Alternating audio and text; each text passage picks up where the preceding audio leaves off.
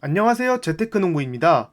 어제도 시장이 크게 하락했지만 미국 시장을 전혀 두려워할 필요가 없다고 생각합니다. 왜 그렇게 생각했고 분석했는지를 객관적 자료를 바탕으로 보여드리겠습니다. 그럼 바로 시작하겠습니다. 구독과 좋아요 부탁드립니다. 해당 영상은 개인적인 의견일 뿐 참고만 부탁드립니다. 어제 시장이 왜 하락했는지부터 알아보겠습니다. 12월 생산자 물가지수가 전월 대비 0.2% 상승하며 전년 대비 9.7% 올랐습니다. 예상치인 0.4% 상승보다는 낮지만 2010년 11월 통계 이후 최대치입니다. 주간 실업 보험 청구 건수는 코로나19 이전인 22만 건 아래로 떨어졌습니다.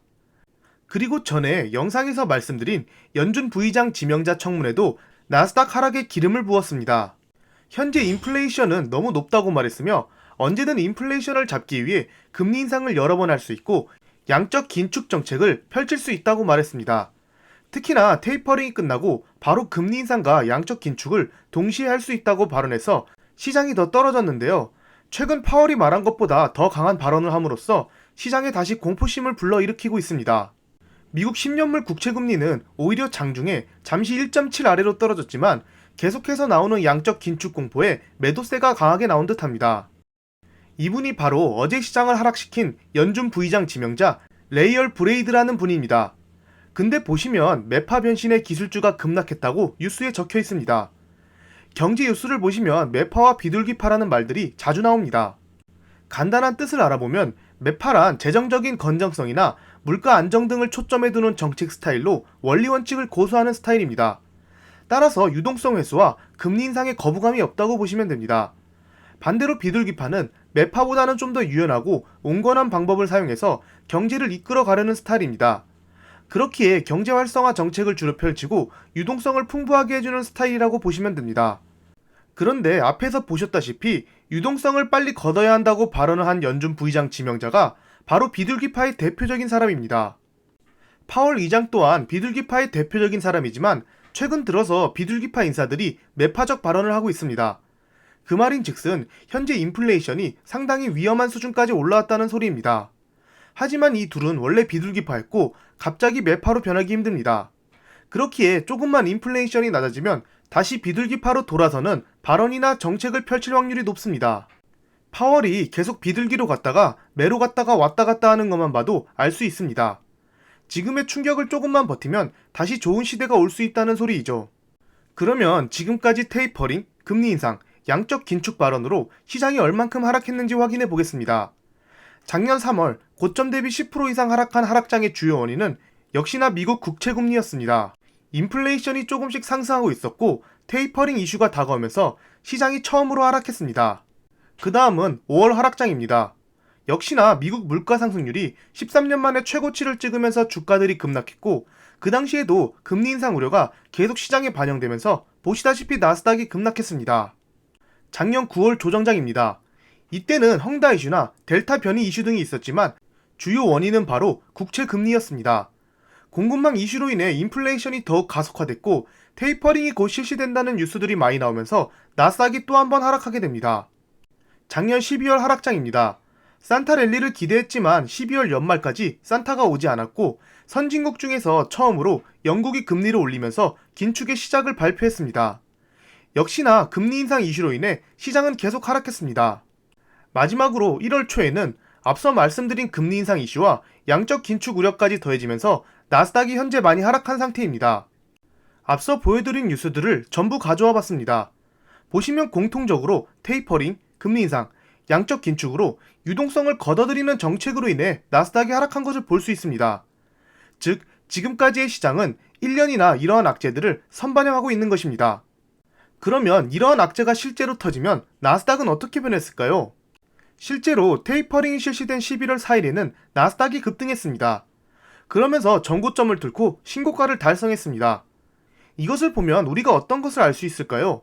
3월에 금리 인상이 시작될 확률이 높은데 금리 인상이 실제로 발표된다면 이렇게 급등하며 전고점을 뚫을 수도 있다는 소리입니다. 그러면 지금 나스닥이 고점 대비 7.8% 가까이 하락하는 것은 무엇을 의미할까요? 좋은 우량 주식들을 싸게 주울 수 있다는 소리입니다. 항상 말씀드리지만 주가는 선반영돼서 움직입니다. 그렇기에 기업 실적 발표 때도 실제로 나오지도 않는 미래의 실적을 예상해서 주가가 왔다 갔다 합니다. 테이퍼링과 금리 인상, 양적 긴축은 새로운 악재도 아니고 갑자기 튀어나온 악재도 아니며 확실히 나올 악재이기에 시장은 선반영해서 하락하고 있습니다. 그리고 이러한 이슈가 나와도 결국 보시면 나스닥은 작년 3월부터 계속해서 상승해 왔습니다. 가장 최근에 있었던 금리 인상과 양적 긴축 때 나스닥 차트입니다. 이때는 갑자기 금리 인상을 시작해서 19% 가까이 하락했지만 1년 동안 박스권에 갇힌 후 나스닥이 급등을 시작했고 양적 긴축이 시행돼도 잠깐 하락했다가 쭉 상승했습니다. 지금은 저 때와 많은 게 다르기 때문에 이렇게 나스닥이 움직이지 않을 수 있지만 한 가지 예상은 해볼 수 있습니다. 테이퍼링, 금리 인상, 양적 긴축 모두 나스닥의 상승을 막을 수 없다입니다. 뉴스를 한번 보시겠습니다. 파월은 누구나 아시다시피 백만장자이고 실제 증시와 연관이 깊은 채권 또는 ETF를 보유 중입니다. 심지어 S&P 추종 ETF를 보유하기도 했습니다. 그러면 파월 본인 또한 주가 하락을 원하지 않을 것입니다. 바이든 대통령도 곧 중간선거를 앞두고 있으며 이렇게 급락한 지지율을 조금이라도 끌어올리기에는 주식시장이라도 살려야 할 것입니다. 이 자료는 작년 21년 2분기까지 미국인들의 자산 중 주식 비율입니다. 총 자산 중 약 38%가 주식에 들어가 있으며 우리나라 자산 대부분이 부동산에 있는 것과 비슷합니다. 대부분 자산이 주식에 들어가 있는 것이죠. 지금과도 크게 차이나지 않을 것으로 보이며 주식시장을 살리는 것이 지지율을 얻을 수 있는 또 하나의 방법이라 생각합니다. 하지만 아직 시장은 여러 악재들이 남아있습니다. 최근 러시아와 회담을 진행한 미국과 나토가 특별한 성과가 없었고 계속해서 긴장이 고조되고 있는 상태입니다. 또한 올해 시장에서 가장 큰 악재로 예상되는 이슈 중 3위가 바로 전쟁입니다. 그만큼 전쟁 이슈는 앞으로도 계속 나올 수 있다고 보입니다. 그리고 시진핑이 올해 연임을 위한 투표가 하반기에 있는데 그때까지는 내부 결속을 위해 중국발 리스크를 발생시킬 확률이 높습니다. 지금 현재 S&P 평균 PER을 확인해 보겠습니다. 보시면 현재 PER이 38.49는 IT 버블 때인 44를 향해 달려가고 있고 이미 1980년대 블랙 먼데이의 값을 훨씬 넘었습니다. 물론 현재 시장은 많은 유동성이 풀려 대부분 종목 자체가 PER이 올라가긴 했지만 어느 때와 달리 고평가라고 볼 수 있습니다. 이런 상태에서 고평가를 해소하려면 어떻게 해야 할까요?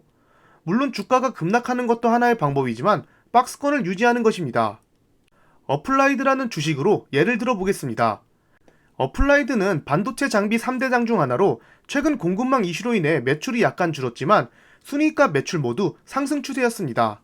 하지만 주가는 보시다시피 작년 3월에 최고점을 찍고 PER이 34까지 올라갔다가 박스권을 8개월 동안 유지하면서 PER을 22까지 낮췄습니다. 주가는 그대로인데 실적이 계속 쌓이고 PER이 내려가면서 고평가를 해소한 것이죠. 그리고 고평가를 해소하자마자 이렇게 전고점을 뚫으며 최근에 좋은 모습을 보여주고 있습니다. 현재 미국 시장 또한 계속 상승만 하는 것은 말이 안 됩니다. 잘 달리기 위해서는 잘 쉬어야 하듯이 미국 시장도 박스권을 유지하면서 나스닥 종목들이 좋은 실적을 보여주며 고평가를 해소하는 순간 다시 한번 급등할 것입니다. 이런 상황에서 ETF를 투자하는 게 좋을까요? 아니면 빅테크를 투자하는 게 좋을까요? 개인적으로는 빅테크를 투자하는 게 더 좋다고 생각합니다. 아래 뉴스에 보시다시피 돈과 기술력이 많은 빅테크에 매출과 인재들이 쏠리고 있기 때문입니다. 코로나가 지나가면서 우리도 자산 양극화가 심해진 것처럼 회사들도 양극화가 심해졌다고 생각합니다. 다들 잘 아시다시피 클라우드 시장 점유율이나 소프트웨어 제품 점유율을 보면 상위 빅테크들이 대부분 점유율을 차지하고 있고 그 순서는 빅테크들끼리는 바뀔지 몰라도 그보다 작은 회사가 치고 들어오기에는 더욱 힘들어졌습니다. 그렇다고 ETF 투자가 나쁜 것은 절대 아닙니다.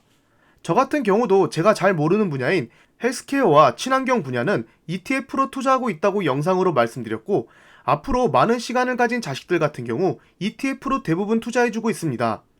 하지만 변동성이 조금 더 크지만 ETF만큼 안정적이고 고성장할 수 있는 빅테크들 투자가 현재 상황에서는 조금 더 어울리지 않을까 생각합니다. 기업의 가치와 상관없이 시장이 하락함에 따라 빅테크들이 많이 하락해 있기 때문이죠. 지금까지 영상을 보시면서 어떤 생각이 들으셨나요? 어떤 분들은 마음이 한결 편해지면서 우량주를 조금씩 담아야지 하시는 분도 계실 거고 또 다른 분은 더 떨어질 거야, 조금만 기다렸다 매수해야지 하시는 분들도 계실 겁니다. 어떤 투자 방법이든 잘못된 방법은 없습니다. 우리가 미국 주식에 투자하고 있다는 것 자체가 잘하고 있다고 생각합니다. 지금 보시는 것처럼 몇 년 뒤에는 우리의 자산을 몇 배 늘려줄 수 있다고 생각하기 때문이죠. 멀리 보면 코로나조차도 작은 골짜기이고 우리는 멀리 보면서 꾸준히 모아간다는 생각으로 투자하신다면 조금 더 마음이 편해지지 않을까 생각합니다. 다들 주말에는 가족들과 행복한 시간을 보내면서 에너지를 충전하여 다음 주에도 화이팅 하셨으면 좋겠습니다. 행복한 주말 보내세요. 절대 투자 추천 영상이 아닌 개인적인 의견이니 참고만 부탁드립니다. 지금까지 제 영상을 봐주셔서 감사합니다. 구독과 좋아요 부탁드립니다.